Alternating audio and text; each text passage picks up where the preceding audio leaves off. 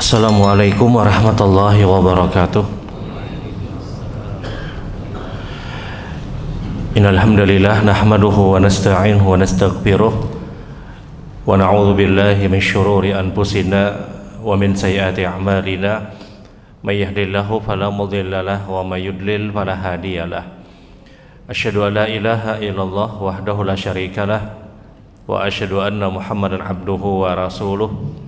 Allahumma salli ala Muhammad wa ala ali Muhammad kama sallaita ala Ibrahim wa ala ali Ibrahim innaka Hamidum Majid.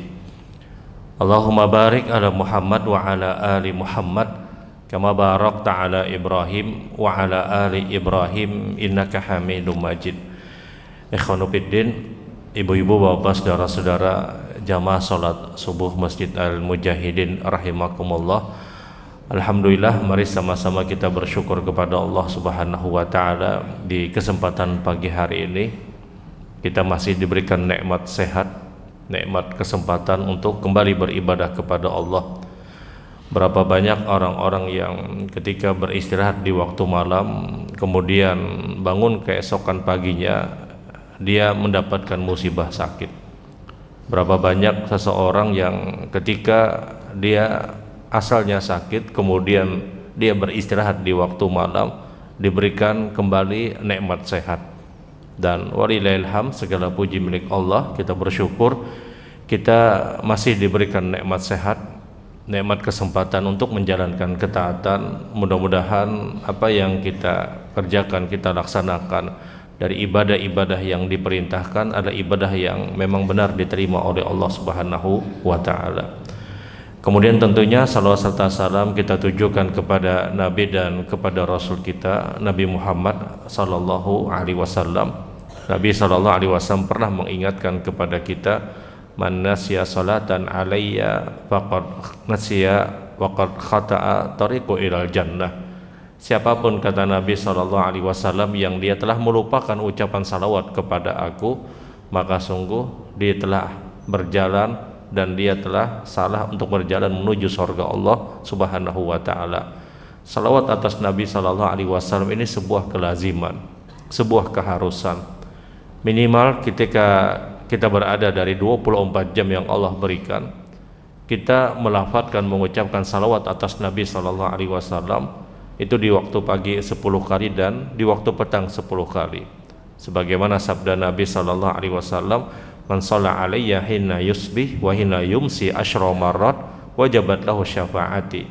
Siapapun, kata Nabi, yang dia bersalawat kepada aku dan melazimkan dia bersalawat kepada aku, kata Nabi, di waktu pagi 10 kali dan di waktu petang 10 kali, maka sungguh telah wajib dia mendapatkan syafaatku di hari kiamat. Ucapan salawat kepada Nabi adalah kalimat yang hakikatnya maslahat dan manfaatnya kembali kepada kita. Bayangkan ada orang yang mengucapkan kalimat sallallahu alaihi wasallam atau Allahumma sholli ala Muhammad, maka yang dia dapatkan, kataballahu lahu asyral hasanat maha anhu asyras sayyiat rafa'allahu lahu asyra darajat wa raddallahu lahu bimitslih. Orang yang mengucapkan kalimat salawat kepada Nabi 1 kali, kata Rasulullah, maka sungguh dicatatkan baginya 10 kebaikan, dihapus 10 dosa, diangkat 10 derajat, dan Allah akan tetapkan baginya 10 keberkahan untuk orang tersebut. Hanya ucapan Allahumma sholli ala Muhammad atau sallallahu alaihi wasallam. Kalau itu diucapkan sebanyak 10 kali di waktu pagi dan di waktu petang 10 kali, maka nanti di hari kiamat dia akan mudah untuk mendapatkan syafaat Rasul sallallahu alaihi wasallam. Karena orang yang mengucapkan kalimat salawat di waktu pagi 10 kali, kata Nabi, dan di waktu petang 10 kali, maka sungguh dia telah mendapatkan syafaatku di hari kiamat. Dan orang yang memperbanyak ucapan salawat kepada Nabi sallallahu alaihi wasallam, maka dia akan sangat dekat dengan Rasul sallallahu alaihi wasallam. Nabi pernah ditanya oleh para sahabat, ya Rasulullah, man aqraba manzilatan indaka yaumul qiyamah. Ya Rasulullah, siapa orang yang paling dekat dengan engkau nanti kedudukannya di hari kiamat? Maka di antara orang-orang yang dekat dengan Rasulullah adalah orang yang aktsaruhum sholatan alayya, kata Nabi, orang yang banyak mengucapkan kalimat salawat kepada aku, kata Rasul sallallahu alaihi wasallam. Baik Bapak Ibu rahimakumullah, pagi hari ini kita akan bersama dengan 3 doa yang biasa diminta Nabi sallallahu alaihi wasallam. 3 doa yang sering diminta Rasul sallallahu alaihi wasallam. Di antara doa-doa yang paling banyak diminta Rasulullah, bahkan dia adalah doa yang terbaik, dan ulama bersepakat pada doa ini adalah doa Rabbana atina fid dunya hasanah wa fil akhirati hasanah wa qina adzabannar.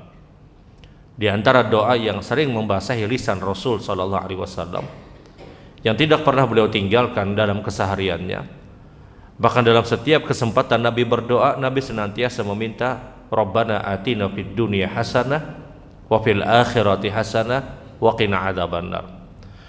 Ulama sepakat bahwasanya ini doa terbaik, dan tidak ada doa yang lebih baik melebihi daripada Rabbana atina fid dunya hasanah wa fil akhirati hasanah wa qina adzabannar. Alasannya kata para ulama, karena ini doa adalah doa yang paling sering diminta Rasul. Ketika ada satu permintaan yang sering diminta Rasul sallallahu alaihi wasallam, maka ini menunjukkan kecintaan Nabi pada permintaan tersebut.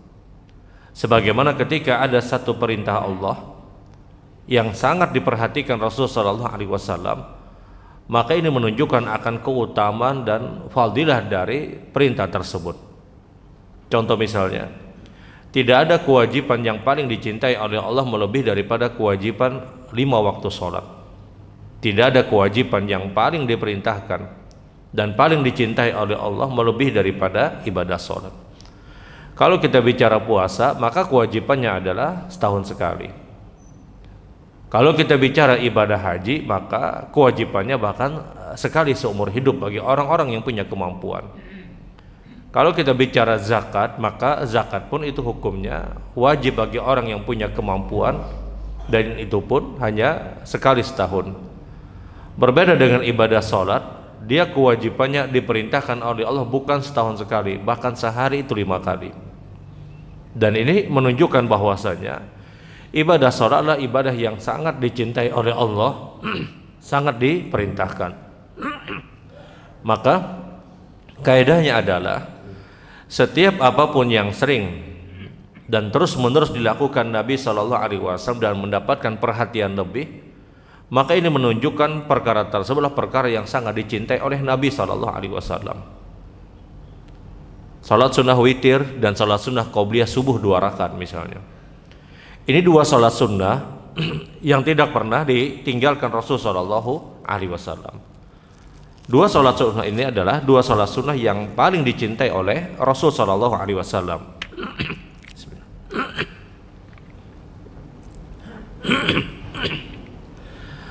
Qobliyah subuh dan salat sunnah witir adalah 2 salat sunnah yang tidak pernah ditinggalkan Nabi sampai wafatnya Nabi sallallahu alaihi wasallam.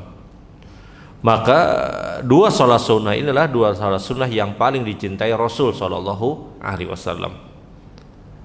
Begitupun juga dengan doa. Ketika ada permintaan yang tidak pernah ditinggalkan Rasul, senantiasa Nabi meminta permintaan tersebut.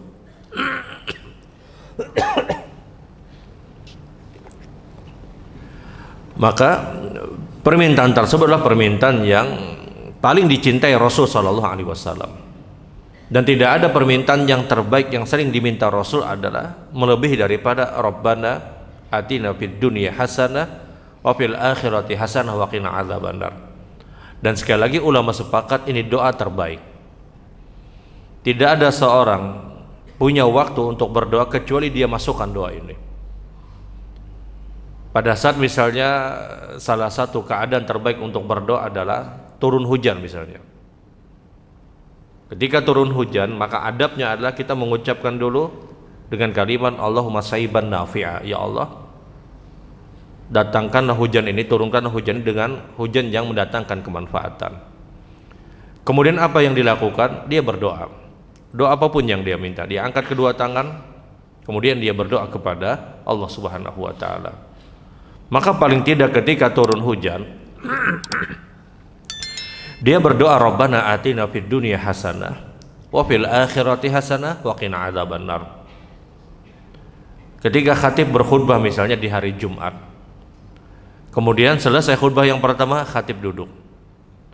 Duduknya khatib pada saat dia berkhutbah di khutbah yang pertama, sebelum berada pada khutbah yang kedua, maka kita diperintahkan untuk apa? Untuk berdoa. Karena salah satu waktu terbaik berdoa pada hari Jumat adalah pada saat khatib duduk selesai dia khutbah yang pertama sebelum dia berkhutbah pada khutbah yang kedua. Dan kita tahu durasinya mungkin hanya 20 detik, 30 detik. Maka paling tidak dia masukkan Rabbana atina fid dunya hasanah wa fil akhirati hasanah wa qina adzabannar. Atau pada saat kita sujud, kita tahu salah satu keadaan terbaik orang itu berdoa adalah pada saat dia sujud. Maka ketika orang itu sudah selesai membaca zikir sujud, baik yang subhana rabbil a'la atau subhana rabbil wa bihamdi atau yang subhanakallahumma rabbana wa bihamdika allahumma ighfirli, dia minta kepada Allah dalam hati dia minta Rabbana atina fid dunya hasanah wa fil akhirati hasanah wa qina adzabannar. Karena tidaklah kesempatan yang Nabi berdoa kecuali memasukkan doa Rabbana atina fid dunya hasanah wa fil akhirati hasanah wa qina adzabannar. Dan kita tahu bahwasanya Rabbana atina fid dunya hasanah wa fil akhirati hasanah wa qina adzabannar itu mencakup permintaan apapun. Kita minta apa aja, ujung-ujungnya pasti masuk di Rabbana atina fid dunya hasanah. Semua permintaan apapun yang kita minta, maka pasti dicukupkan dengan Rabbana atina fid dunya hasanah wa fil akhirati hasanah wa qina adzabannar. Kita minta urusan dunia, maka masuk pada Rabbana atina fid dunya hasanah. Kita masuk pada urusan akhirat, kita minta pada urusan akhirat, maka dia masuk pada kalimat wa fil akhirati hasanah. Karena tidaklah orang itu berdoa kecuali dia meminta di dua keadaan. Keadaan yang pertama dia minta urusan dunia, keadaan yang kedua dia minta urusan akhirat. Urusan dunia itu banyak. Ada orang yang minta diberikan kesehatan. Ada orang yang minta agar dilapangkan usahanya. Agar orang apa? Agar ketika misalnya dia punya masalah dalam rumah tangganya, agar Allah menyelesaikan. Maka semuanya masuk pada Rabbana atina fid dunya hasanah. Urusan akhirat jauh lebih panjang. Dimulai ketika orang tersebut berada dalam masa sakaratul maut. Kemudian dia berada di alam barzah. Kemudian dia menunggu ditegakkannya hari kiamat. Kemudian dia digiring di mahsyar.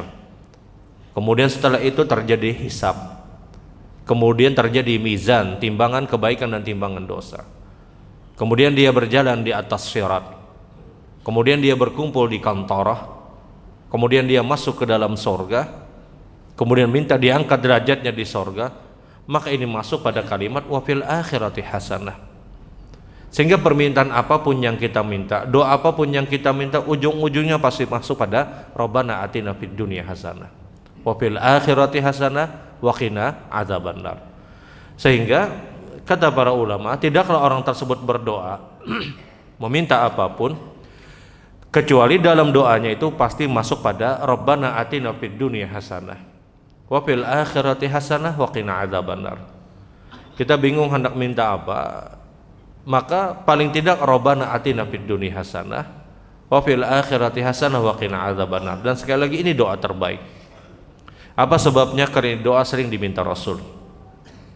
Sebab yang kedua adalah doa ini pun disebutkan di dalam Al-Qur'anul Karim. Doa ini pun disebutkan di dalam Al-Quran. Wa minhum may yaqulu Rabbana atina fid dunya hasanah wa fil akhirati hasanah wa qina adzabannar. Dan di antara mereka kata Allah ada yang berdoa dengan kalimat Rabbana atina fid dunya hasanah wa fil akhirati hasanah wa qina adzabannar. Ketika ada doa di dalam Al-Quran kemudian sering diminta Rasulullah, maka ini menunjukkan doa tersebut adalah doa yang paling dicintai. Doa dalam Al-Quran itu banyak. Doa di dalam Al-Quran itu banyak. Rabbana hablana min azwajina wa dzurriyyatina qurrata a'yun waj'alna lil muttaqina imama misalnya. Tapi apakah itu sering diminta Rasul? Tidak. Atau ada doa yang sering diminta Rasul tapi tidak disebutkan di dalam Al-Qur'anul Karim. Tapi doa Rabbana atina fid dunya hasanah wa fil akhirati hasanah wa qina adzabannar, dia doa yang disebutkan dalam Al-Qur'an dan sering diminta Rasul Shallallahu Alaihi Wasallam. Sehingga kata para ulama, dua sebab ini cukup untuk kita katakan ini doa terbaik. Dia disebutkan dalam Al-Quran dan dia doa yang sering diminta Rasul Shallallahu Alaihi Wasallam. Oleh karena itu dalam kondisi apapun, maka paling tidak Rabbana atina fid dunya hasanah wa fil akhirati hasanah wa qina adzabannar. Ini yang kita minta di dalam doa-doa kita. Bahkan kita tahu salah satu sunnah dari sunnah-sunnah Nabi Shallallahu Alaihi Wasallam, ketika ada orang yang melaksanakan ibadah tawaf, maka antara rukun Yamani sampai Hajar Aswad doanya dikhususkan. Rabbana atina fid dunya hasanah wa fil akhirati hasanah wa qina adzabannar. Selepas itu doa apa aja terserah. Orang tawaf bebas mau minta apa aja terserah. Tidak harus kalau putaran pertama doanya ini, kalau putaran kedua harus ini, tidak. Dia minta apapun silahkan. Tapi masuk rukun Yamani sampai Hajar Aswad, maka permintaannya hanya satu. Rabbana atina fid dunya hasanah wa fil akhirati hasanah wa qina adzabannar. Adapun setelah rukun Yamani sampai Hajar Aswad, dia minta apa aja terserah. Tapi ketika masuk rukun Yamani sampai Hajar Aswad itu dikhususkan. Kenapa Rabbana atina fid dunya hasanah wa fil akhirati hasanah wa qina adzabannar itu dikhususkan? Pada saat orang itu tawaf dari rukun Yamani sampai Hajar Aswad, alasannya adalah kata para ulama, ketika orang-orang itu tawaf kemudian dia berdoa, boleh jadi doa yang dia minta belum sempurna. Boleh jadi doa yang dia minta belum komplit. Maka Rabbana atina fid dunya hasanah wa fil akhirati hasanah wa qina adzabannar ini menyempurnakan semua permintaan kita yang boleh jadi tidak sempurna. Makanya kita sering mendengar Rabbana atina fid dunya hasanah wa fil akhirati hasanah wa qina adzabannar itu biasanya ditempatkan di akhir dari semua doa yang kita minta. Kenapa? Karena boleh jadi ketika kita meminta kepada Allah ada hal-hal yang tertinggal, maka dia tercover dengan Rabbana atina fid dunya hasanah wa fil akhirati hasanah wa qina adzabannar. Rabbana atina fid dunya hasanah ini sering ditempatkan di akhir. Bahkan mayoritas doa kita tempatkan di akhir. Kenapa? Karena sekali lagi ini doa menyempurnakan permintaan kita sebelumnya yang boleh jadi ada yang tertinggal. Ada orang yang ketika doa ya Allah berikan hamba kesehatan, tapi dia lupa misalnya meminta agar dilapangkan rezeki. Ada orang yang Allah berikan hamba kesehatan, berikan hamba kelapangan rezeki. Boleh jadi mungkin dia lupa pada perkara-perkara dunia yang lain. Maka dia tercover dengan Rabbana atina fid dunya hasanah. Ada orang misalnya ketika doa ya Allah selamatkan hamba dari neraka, tapi dia mungkin lupa untuk meminta kepada Allah agar selamat dari alam barzah, selamat dari alam kubur misalnya. Maka dia tercover dengan kalimat wa fil akhirati hasanah.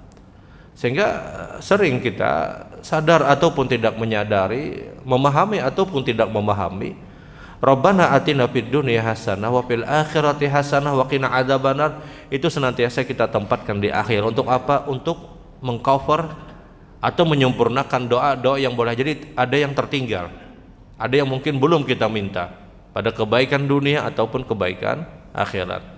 Maka Rabbana atina fid dunya hasanah wa fil akhirati hasanah wa qina adzabannar adalah doa yang sering kita minta sebagaimana yang juga diminta Rasul dan sering kita tempatkan di akhir. Kenapa? Untuk menyempurnakan doa-doa yang kita minta mungkin sebelumnya. Saking kita rancak Rabbana atina itu di akhir, kalau dalam satu acara kalau sudah Rabbana atina fid dunya hasanah kita sudah tahu ini hendak ampihan sudah. Kalau sudah mendengar Rabbana atina fid dunya hasanah, bebuhan acil nang di dapur sudah bersiap-siap. Kenapa? Hendak ampihan sudah, ceramahnya hendak tuntung gitu. Saking kita ini mengerti bahwasanya Rabbana atina fid dunya hasanah itu di akhir. Untuk apa? Dia menyempurnakan doa-doa yang kita minta. Sehingga doa terbaik itu adalah Rabbana atina fid dunya hasanah wa fil akhirati hasanah wa qina adzabannar. Doa yang kedua yang sangat sering juga diminta Nabi Shallallahu Alaihi Wasallam adalah Nabi itu senantiasa meminta agar diberikan sikap istiqomah di dalam ketaatan. Ya muqallibal qulub tsabit qalbi ala dinika wa ta'atika. Disebutkan dalam riwayat Imam Tirmidzi, diriwayatkan juga oleh Imam Ahmad, diriwayatkan juga oleh Imam Hakim.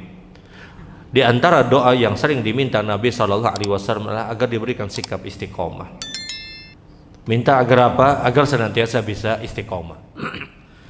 Dan istiqomah adalah kita tahu perkara yang sangat berat. Sehingga Nabi ingatkan kepada kita agar apa? Agar senantiasa berdoa agar kita diberikan sikap istiqomah. Semua syariat yang Allah perintahkan sebenarnya kita mampu. Tahajud kita mampu, puasa kita mampu. Semua syariat apapun itu kita mampu. Kita pergi ke masjid hakikatnya mampu. Tapi masalahnya adalah apakah kita mampu istiqomah atau tidak. Tidak ada syariat yang diturunkan oleh Allah kecuali kita mampu untuk melakukannya. Tapi problem kita sama, apakah kita mampu istiqomah atau tidak. Tahajud semua orang mampu. Terlebih ketika dia dihadapkan dengan banyak masalah, dihadapkan dengan banyak problem, maka dia akan terbangun jam 2, jam setengah 3. Kenapa? Dia punya masalah. Kemudian dia minta kepada Allah Subhanahu wa Ta'ala. Artinya apa? Dia mampu. Puasa sunnah mayoritas kita mampu. Tapi masalahnya adalah apakah kita bisa istiqomah atau tidak. Sehingga bukan syariatnya yang berat, tapi istiqomahnya yang berat. Istiqomah di dalam menjalankan ketaatan ini yang berat. Dan ini yang diakui oleh para sahabat radhiyallahu ta'ala anhum. Sampai Nabi SAW menyebutkan istiqomahlah engkau dan beristighfarlah engkau. Kenapa Nabi menyebutkan istiqomahlah engkau dan beristighfarlah engkau? Karena tidak semua orang mampu untuk istiqomah. Kalaulah seandainya dia tidak mampu istiqomah di satu masa, paling tidak dia beristighfar. Untuk apa? Untuk mengembalikan agar dia bisa istiqomah. Istiqomah sekali lagi adalah perkara yang sangat berat. Sehingga salah satu doa yang sering diminta Nabi SAW, Nabi minta apa? Agar diberikan sikap istiqomah. Di antara permintaan Nabi adalah, ya muqallibal qulub, wahai yang zat yang membolak-balikan hati, sabit qalbi ala dinik, teguhkan hatiku agar senantiasa berada dalam agamamu. Dalam riwayat yang lain, sabit qalbi ala dinik wa ta'atik, ya Allah teguhkanlah hamba agar senantiasa berada dalam agamamu dan senantiasa melakukan ketaatan. Kita melakukan ibadah, mengerjakan ibadah, kita dituntut untuk apa? Untuk istiqomah. Karena dengan istiqomah, syariat apapun yang bisa kita kerjakan dan itu mampu untuk kita istiqomah, maka ini memudahkan jalan kita menuju kehidupan akhirat. Ada orang yang istiqomah dengan tahajud, tapi dia tidak mampu istiqomah untuk puasa sunnah. Ada orang yang mampu puasa sunnah, tapi dia tidak mampu untuk tahajud. Ada orang yang tidak mampu tahajud, tidak mampu puasa sunnah, tapi dia istiqomah pada baca Quran. Ada orang yang tidak mampu baca Quran, tidak mampu istiqomah tahajud, tidak mampu istiqomah pada puasa, tapi dia istiqomah dengan zikir misalnya. Ada orang yang tidak mampu melakukan apapun, dia hanya mampu bersedekah, maka itu yang dia pegang. Ada orang yang istiqomah hadir pada majelis ilmu misalnya. Maka kebaikan apapun yang kita bisa istiqomah, maka peganglah kata para ulama, karena tidak semua orang mendapatkan apa yang kita dapatkan. Ada orang punya kecenderungan suka untuk apa? Untuk melakukan sedekah misalnya. Maka itu yang dia pegang, karena boleh jadi dia tidak mampu untuk tahajud. Istiqomah pada satu ibadah apapun ini akan menolong seseorang, khususnya nanti pada kehidupan akhirat. Dan sekali lagi salah satu doa yang senantiasa diminta Rasulullah, Nabi senantiasa berdoa agar diberikan sikap istiqomah. Kemudian doa yang terakhir yang biasa diminta Nabi SAW dalam keseharian beliau, yang tidak pernah ditinggalkan Nabi, adalah doa setiap selesai sholat subuh, sebagaimana riwayat hadis Ummu Salamah radhiyallahu ta'ala anha. Doa yang sangat masyhur, kata Ummu Salamah, Nabi itu senantiasa berdoa setiap selesai sholat subuh dengan kalimat, Allahumma inni as'aluka ilman nafi'a wa rizqan thayyiba wa amalan mutaqabbala. Ya Allah, memohon kepada engkau ilmu yang bermanfaat, rezeki yang baik, dan ibadah yang diterima. Ilmu yang bermanfaat, kemudian rezeki yang baik, dan ibadah yang diterima. Ibadah yang diterima ini penting, karena semua ketaatan apapun yang kita kerjakan, hasil akhirnya kita berharap agar ibadah tersebut adalah ibadah yang diterima. Kalau ibadah kita adalah ibadah yang diterima, maka kita mendapatkan apa yang dijanjikan oleh Allah, apa yang dijanjikan oleh Nabi SAW. Ada orang yang selesai sholat, kemudian dia baca zikir, kemudian dia baca ayat kursi. Salah satu keutamaan ayat kursi adalah man qara ayatul kursi fi kulli duburi minas salatil maktubat lam yamnahu dukhul jannah ilal maut. Siapapun yang membaca ayat kursi setiap selesai salat yang 5 waktu, tidak ada yang menghalangi dia untuk berada dalam surga Allah. Kapan? Kalau itu diterima. Ada orang yang berwudu kata Nabi, kemudian wudunya adalah wudu yang sempurna. Selesai berwudu dengan wudu yang sempurna, dia jalankan semua sunnah-sunnah wudunya. Dia baca asyhadu alla ilaha illallah wahdahu la syarikalah wa asyhadu anna muhammadan abduhu wa rasuluh. Kata Nabi, futihat lahu thamaniyatu abwabu minal jannah, maka dibukakan baginya 8 pintu sorga dan dia bebas masuk dari pintu manapun. Kapan ini kita dapatkan? Kalau wudu kita adalah wudu yang baik dan diterima. Ada orang yang mengerjakan salat sunnah qobliyah subuh. Di antara keutamanya kata Rasulullah, 2 rakaat sebelum salat subuh itu pahalanya lebih baik daripada dunia dan seisinya. Sebagian para ulama menyebutkan dunia dan seisinya itu yang nanti ditimbang pada kehidupan akhirat. Kapan ini kita dapatkan? Kalau itu diterima. Sehingga wajar doa yang sering juga diminta Rasul, yang setiap hari membasahi lisan Rasul, kalimat Allahumma inni as'aluka ilman nafi'a wa rizqan thayyiba wa amala mutaqabbala. Ya Allah, memohon kepada Engkau ilmu yang bermanfaat, rezeki yang baik, dan ibadah yang diterima. Mudah-mudahan semua ibadah kita adalah ibadah yang diterima oleh Allah Subhanahu wa taala. Subhanakallahumma bihamdik asyhadu an la ilaha illa anta astaghfiruka wa atubu ilaik. Assalamualaikum warahmatullahi wabarakatuh.